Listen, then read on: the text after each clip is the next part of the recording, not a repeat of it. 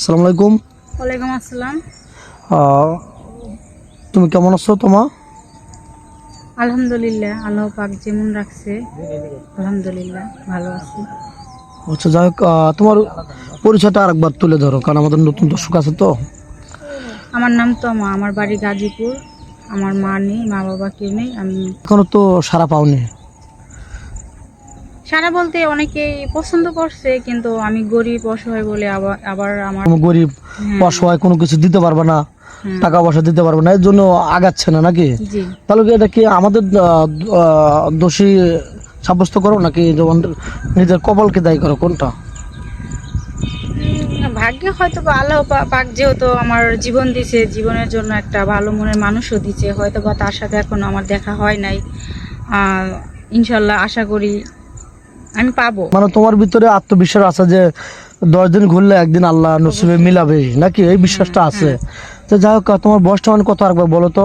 24+। 24+, ধরো 24 শেষের দিকে, এই তো? হ্যাঁ, তো যাই হোক, আর পড়াশোনা কতটুকু করেছিলে? আমি এসএসসি পরীক্ষা দিতে পারিনি। ওই অর্থ বা টাকা পয়সার দিক দিয়ে সমস্যা ছিল নাকি? হ্যাঁ। যাক, এখন যদি তোমাকে কেউ কোনো প্রবাসী ভাই, যেহেতু ভিডিওটা পাবলিক হচ্ছে, অল পৃথিবীর থেকে ভিডিও দেখছে, আমাদের ফ্রেন্ড সার্কেল অনেক আছে, তোমাকে বিয়ে করতে চাবে বা বিয়ে করতে, মানে তুমি যেহেতু আমাদের ক্যামেরার সামনে আসছো, অবিবাহিত ছেলে বা বিবাহিত ছেলে বিয়ে করতে চাবে। এখন কোনো ভাইজুল বিয়ের সাথে করছিল, একটা বেবি আছে, সেক্ষেত্রে কি তুমি ওরকম মেয়ের সাথে বিয়ে বসবে কিনা? হ্যাঁ, বসবো। মেয়েটা যদি ভালো হয়, আমাকে যদি বুঝে, বা আমি গরিব অসহায় বলে আমাকে অবহেলা না করে, আমার কোনো অসুবিধা নেই। আমি এরকম একজন মানুষই চাই।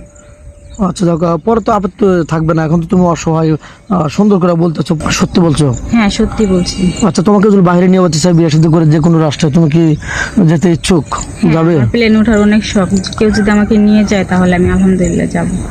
তাই? যাকে তো অনেকে বিয়ের পরে স্বামীর কাছে অনেক কিছু দাবি করে, তা তোমার বিয়ের পরে কি আশা? স্বামী কেনে ঘুরতে যাবে, নাকি যদি তার অ্যাপালিটি থাকে হজ করতে যাবে, নাকি 5 ওয়াক্ত নামাজ পড়া ধরবে? মানে কোনটা তোমার আশা আছে বিয়ের পর থেকে, আমি এই কাজটা সহিভাবে করব? আমার আশা, আমি যদি ভালো একটা মনের মানুষ পাই, আমি তার সাথে সারা জীবন হেদায়েতের সাথে থাকবো, পর্দার সাথে থাকবো, আমি ভালো পথে থাকবো। আমি কখনো উচ্ছৃঙ্খলাভাবে চলাফেরা করব না, পর্দার সাথে চলাফেরা করব। কেউ যেন আমার এই রূপটা না দেখে। আমি যেহেতু পাবলিক হয়ে ভিডিওটা আমাকে সবাই দেখছে, আমি এমনভাবে চলাফেরা করব কেউ যেন আমার এই রূপটা না দেখে, আমাকে অন্য রূপে যেন কেউ সবাই দেখে।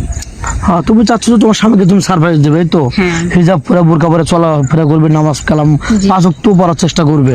আমি অন্য রূপে চলে যাবো, যেহেতু আমি গরিব মানুষ, এর জন্য ক্যামেরার সামনে আসা হয়েছে, না হলে আসতা না।